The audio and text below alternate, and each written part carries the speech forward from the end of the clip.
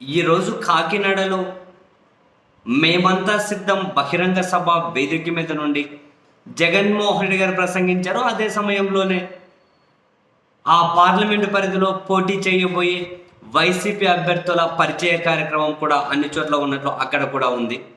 And Pawan Kalyan పోటీ చేయబోయే పిఠాపురం నియోజకవర్గం కూడా ఈ పరిధిలోకి వస్తుంది. పవన్ కళ్యాణ్ మీద వంగా గీత గారు పోటీ చేస్తూ ఉన్నారు.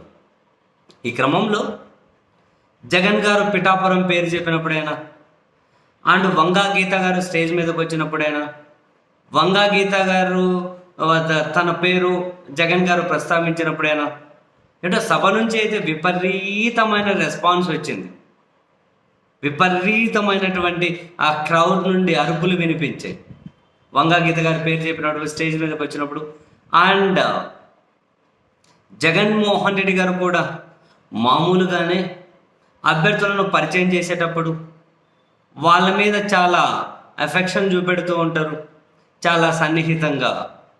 అని ఈరోజు వంగా గీత గారిని పరిచయం చేసేటప్పుడు కూడా జగన్మోహన్ రెడ్డి గారు చూపించేటటువంటి ఆ లవ్ అండ్ ఎఫెక్షన్కి నిజంగా నాకు తెలిసి హాజరైన వాళ్ళు కూడా ఫిదా అయిపోయి ఉంటారేమో. అండ్ పిఠాపురం ప్రజలు కూడా ఆ సీన్ కనుక చూసి ఉండింటే నిజంగానే చాలా చాలా ఎఫెక్షనేట్గా అనిపించింది. వంగా గీతమ్మ నా తల్లి సమానరాలు, నా అక్క పోటీ చేస్తూ ఉన్నారు. పిఠాపురంలో రియల్ హీరో కావాలా మీకు? రియల్ హీరో కావాలా? మా అమ్మ నా అక్క నాకు రియల్ హీరో ఇక్కడ ప్రజలకు ఎప్పుడు అందుబాటులో ఉంటుంది. కానీ అటు రియల్ హీరో పోటీ చేస్తున్నాడు. జ్వరం వచ్చినా కూడా పిఠాపురం నుంచి హైదరాబాద్ వెళ్తాడు. పిఠాపురం ప్రజలను ఇన్సల్ట్ చేసేకి పదే ఇంకా డబ్బులు అమ్ముడుపోతున్నారని కూడా ఈ చర్చ కూడా వస్తుంది. కాబట్టి పిఠాపురం ప్రజలను ఇన్సల్ట్ చేస్తారు. వంగా గీత అక్కకు అమ్మకు ఓటేసి గెలిపించండి, మీకు మంచి చేస్తుంది, నేను దగ్గరుండి మంచి చేయిస్తాను అని ప్రత్యేకంగా జగన్మోహన్ రెడ్డి గారు గీత గారి మీద ఆ ఎఫెక్షన్ చూపించినప్పుడు ఆ సభికుల నుండి కూడా చాలా తీవ్రమైన రెస్పాన్స్, అంటే చాలా హై ఎండ్ రెస్పాన్స్, క్రౌడ్ నుండి హై ఎండ్ నాయిస్ కూడా వచ్చింది. మరి దేనికి సంకేతమో చూడాలి. అండ్ వంగా గీత గారికి కూడా గ్రౌండ్ లెవెల్లో చాలా పట్టుంది పిఠాపురంలో.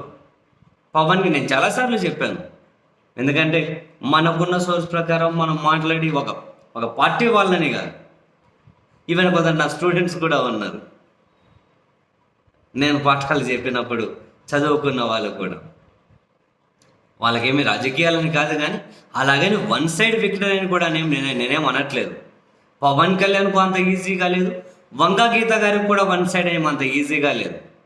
బట్ పవన్ కళ్యాణ్ ఏమంటారు, ఒక సెలబ్రిటీ కాబట్టి, అది ఒక అందరినీ ప్రత్యేకంగా ఆకర్షించే నియోజకవర్గం కాబట్టి, అండ్ పవన్ కళ్యాణ్ మీద ఒక రకమైన క్రేజ్ ఉంటుంది కాబట్టి తనకి ఏమైనా వన్ సైడ్ ఉంటుందనో, లేకపోతే తన గెలుపు ఈజీ అనో, అక్కడ కాపు సామాజిక ఓట్లు ఎక్కువ ఉంటాయనో, ఎవరన్నా కనుక కొన్ని ఎక్స్పెక్టేషన్లో ఉంటే మీ ఎక్స్పెక్టేషన్ తీసి గట్టన పెట్టండి. అంత ఈజీగా అయితే అస్సలు లేదు. ముఖాముఖి ఫైట్ అయితే ఖచ్చితంగా ఉంది. And local non local feeling రావడమే కాకుండా ఎవరు అందుబాటులో ఉంటారు అన్నది కనుక మళ్ళీ తెర మీదకి వస్తే వంగా గీత గారికి కాసింత ఎడ్జ్ వచ్చినా కూడా ఆశ్చర్యపోవాల్సిన అవసరం ఖచ్చితంగా లేదు.